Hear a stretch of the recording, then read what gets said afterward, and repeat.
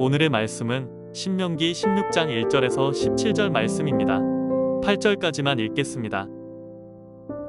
아비볼을 지켜 내 하나님 여호와께 유월절을 행하라. 이는 아비볼에 내 하나님 여호와께서 밤에 너를 애굽에서 인도하여 내셨음이라. 여호와께서 자기의 이름을 두시려고 택하신 곳에서 소와 양으로 내 하나님 여호와께 유월절 제사를 드리되 유교병을 그것과 함께 먹지 말고 이래 동하는 무교병 곧 고난의 떡을 그것과 함께 먹으라. 이는 내가 애굽 땅에서 급히 나왔음이니 이같이 행하여 내 평생에 항상 내가 애굽 땅에서 나온 날을 기억할 것이니라.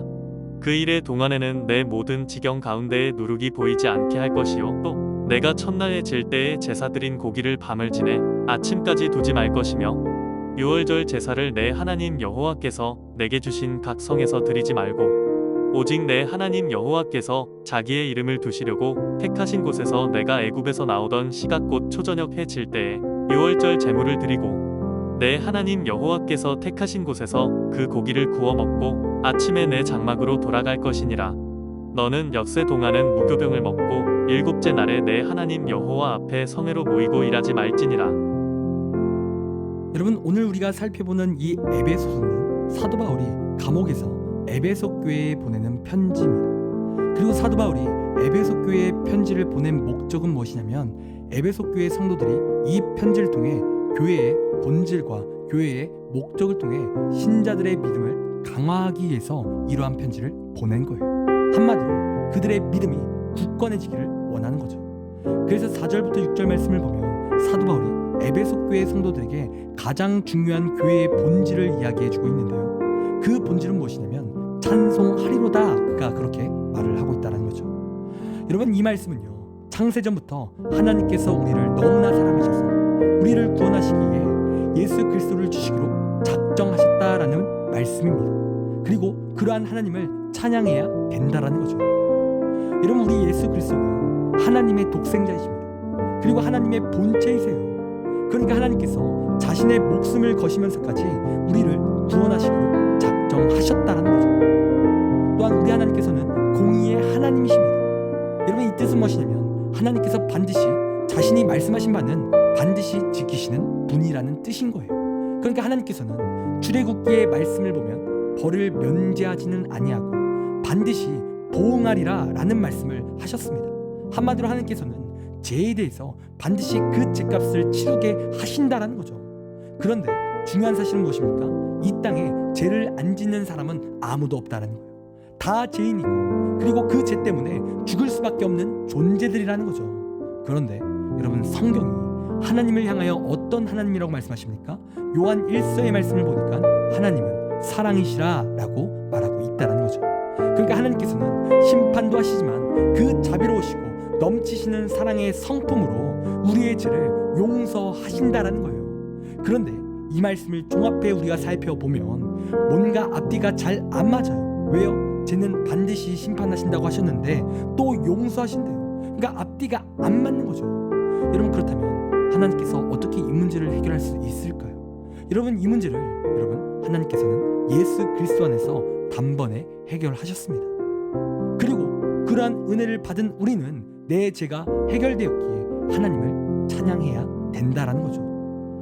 여러분, 예를 들어서 전쟁 중인 러시아 제국에서 부족한 식량을 훔치는 사건이 종종 발생했었습니다. 그래서 화가 난 지휘관 가르시아 장군은요, 누구든지 식량을 훔치다 잡힌 사람에게는 끔찍한 채찍질을 가하겠다고 선포했어요. 그런데 훗날 도둑을 잡고 보니까 도둑이 다른 사람이 아닌 그의 어머니였습니다. 그래서 장군은 원칙대로 사랑하는 어머니에게 채찍질을 가해야 되는데 그 채찍질을 가하려고 하니까 늙으신 어머니가 돌아가실 것 같은 그런 생각이 드는 거예요. 그런데 이 장군이 사랑하는 어머니 때문에 또 그 원칙을 또 무시하고자 하니까 그냥 넘어가면 부하들에게 군기가 서지 않을 것 같아 보이는 거죠.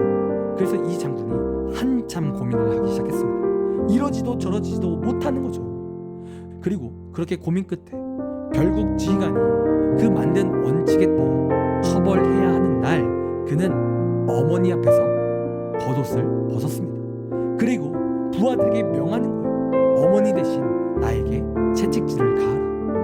여러분, 그는요 어머니 대신 채찍을 맞았어요. 그리고 그 채찍에 맞음으로써 어머니를 향한 그 사랑을 그가 실천한 거죠.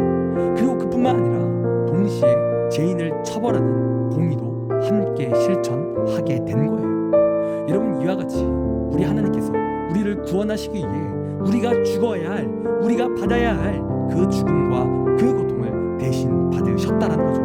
그러므로 하나님의 공의와 하나님의 사랑이 단번에 실천되었다라는 거예요. 단번에 그 속성을 실현하신 거죠. 그래서 오늘 본문 3절에 뭐라고 말합니까? 이러한 하나님을 우리가 찬양해야 된다는 겁니다. 우리를 살리시기에 그 사랑을 주신 하나님, 그 하나님을 찬양해야 된다는 거예요. 여러분, 그런데 더욱 놀라운 것은 무엇이냐면 6절 말씀을 보면 이렇게 기록하고 있습니다. 이는 그가 사랑하는 자 안에서 우리에게 거저 주시는 바 그의 은혜와 그의 은혜의 영광을 찬송하게 하려는 것이라. 여러분, 하나님께서 이러한 은혜를 우리에게 주셨는데 그 은혜를 주실 때 하나님께서는 아무런 대가를 바라고 주시는 것이 아니라는 거예요. 우리를 통해 뭔가 얻기를 원하시는 것이 아니라는 거죠. 여러분, 이 은혜, 우리를 구원하시는 이 은혜는 그냥 하나님께서 거저 주시는 은혜라는 겁니다. 우리가 잘나서, 우리가 능력 있어서 우리가 구원받은 게 아니에요. 우리가 많은 헌금을 들여서 또 열심히 예배를 출석해서 구원받는 게 아니라는 거예요. 여러분, 그저 하나님께서 우리를 택하시고 우리를 사랑하셔서 그분은 우리 아버지시기에 그냥 거저 주시는 것이 구원이라는 겁니다. 여러분, 우리는 이러한 은혜를 받은 자입니다. 정말 놀랍고 귀한 사랑을 받은 거죠. 여러분, 그렇다면 이러한 놀랍고 이러한 은혜와 사랑을 받은 우리가 어떻게 살아야겠습니까? 3절 말씀처럼 하나님을 찬양하는 거죠. 하나님의 은혜를 감격하며 감사하며 살아가는 거예요. 여러분, 이 시간 한번 우리의 삶을 돌아보길 원합니다. 지금까지 우리가 신앙생활을 하면서 감사하면서 살았는지, 또는 이 은혜의 감격 속에 우리가 있었는지 한번 돌아보길 원해요. 그리고 만약에 우리의 삶이 하나님을 찬양하는 삶이 아니었다면 이 시간 하나님을 찬양하고 또 하나님만을 의지하길 간절히 원합니다. 우리가 그렇게 하나님을 찬양하며 하나님을 의지할 때 하나님의 놀라운 복이 우리의 삶 가운데 넘치게 될 것입니다. 그러니 하나님의 은혜에 감사하며 그 은혜를 찬양하며 살아가는 우리의 귀한 삶이 되기를 간절히 소원합니다. 기도하겠습니다. 하나님, 우리의 삶이 하나님을 찬양하는 삶이 되길 원합니다. 우리를 향해 하나님의 공의와 하나님의 사랑을 실천하신 하나님, 우리를 구원하신 하나님, 거저 주시는 은혜를 주신 하나님, 그 하나님의 은혜에 감격하게 하시고 그 은혜에 감사하며 찬양할 수 있도록 인도하여 주시옵소서. 그리하여 하나님께 쓰임받고 영광 돌리는 우리의 삶이 되길 원합니다. 축복하여 주옵소서. 감사합니다. 사랑이 많으신 예수님의 이름으로 기도드립니다. 아멘. 지금 우리 함께 1분 동안 말씀을 생각하며 함께 기도하기 원합니다. 기도하겠습니다.